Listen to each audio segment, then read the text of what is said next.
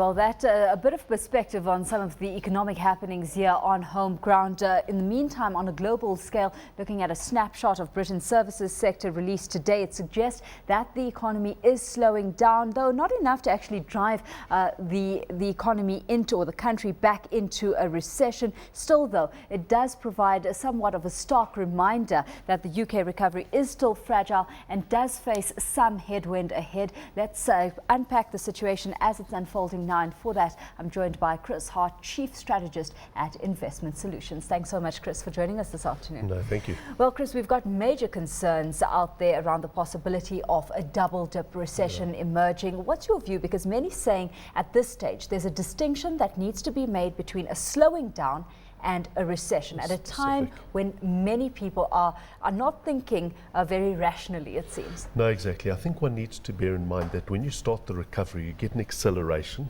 and that acceleration cannot be sustained, and that sort of loses its momentum, as it were, and you get to a more steady state growth phase.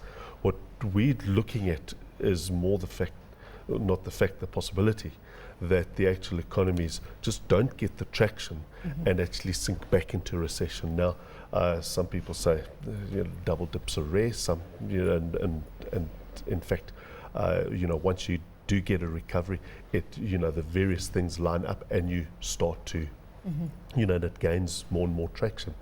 And I would go along with that if we did not have the debt.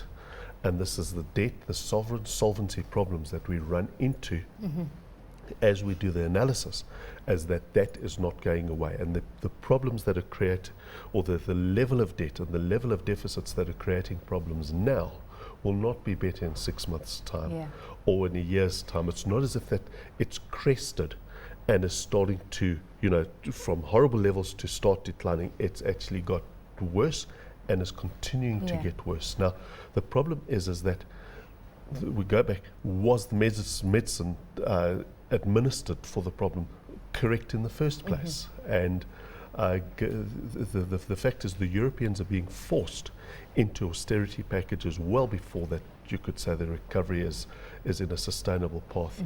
And I would suggest that a double dip is almost baked in that cake already. That's the Europeans and the UK.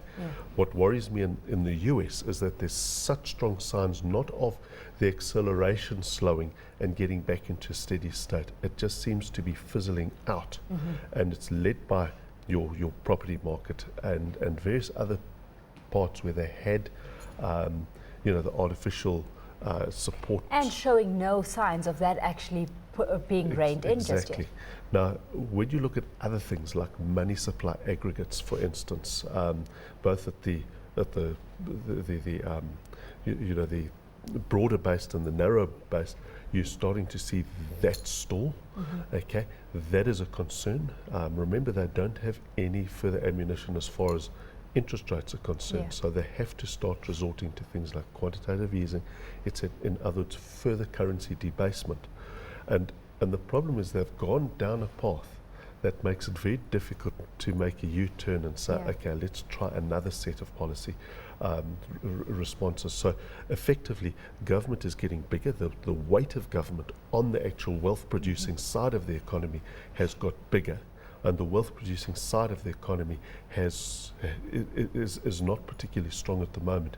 And then of course you've got a far more hostile approach to the wealth producing sector, because it's, the culpability is, at least from a political point of view, is being plonked onto the banking sector, etc. There is no sense that in fact there were regulatory failures rather than market failures, for instance. So it's a case of more intrusion. So what's effectively happening, governments are also, European governments, for instance, are trying to close their budget deficits, not necessarily by cutting back expenditures, because those seem to be holy cows, but by raising taxes.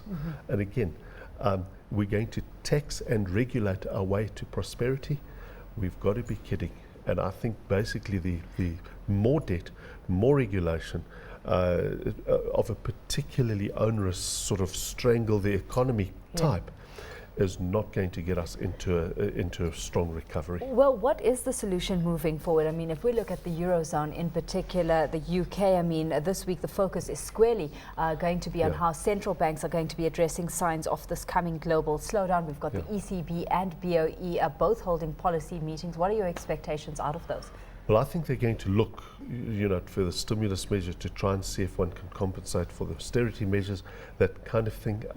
My sense is that one needs to stop the bus and say, this particular policy pathway is not really working. It's getting us deep and deep into trouble. And the whole problem is that cycles are natural parts of the economy, and we've got electorates that will not let go of the public teat that they're busy depending on. So governments cannot cut back. They don't have the political mandate to do so. And so it's a case of more wealth consumption over wealth production, as opposed to stopping the bus and saying we actually need to go through a period of austerity and a period of pain to reset the system so that the actual proportions are right, so that the pensions that have been promised are right sized to what can be delivered. At the moment, the actuarial deficits, not the actual debt levels where you could say a check has been written out and you need to service, but the actuarial deficits in terms of pensions and medicals and all those dwarf the debt levels. And if we just carry on down the path that we're going to do, we're going to crush the system just because of the dynamics between politics and the wealth consumption that's taking place. Well, Chris, certainly interesting times that we're amidst at the moment, and it will be interesting to see how this week itself just plays out. We're going to